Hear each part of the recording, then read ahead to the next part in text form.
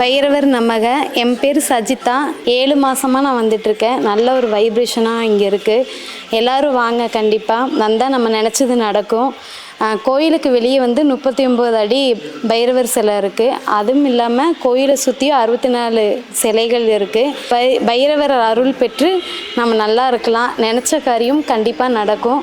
கண்டிப்பாக வாங்க எல்லோரும். தேய்பிறை அன்னைக்கு உள்ளே கோயிலுக்குள்ளாரையே நம்ம போய் கருவறைக்குள்ளார போய் அபிஷேகம், பாலாபிஷேகம் பண்ணலாம். அதே மாதிரி கோயிலுக்கு வெளியே தேங்காய் தீபம் நம்ம போட்டோம்னா நம்ம என்ன நினைக்கிறோமோ கண்டிப்பாக அதை நினச்சி நம்ம போட்டோம்னா நல்லபடியாக நடக்குது. நாங்கள் விஜய் சாமுஜிகிட்ட ஆசீர்வாதம் வாங்கணும்னு நாங்கள் லாஸ்ட் டைமாக வாங்க முடியல. அப்புறம் ஒரு தடவை வாங்கிட்டோம். அப்புறம் நல்ல ஒரு வைப்ரேஷனாகவும் இருக்குது.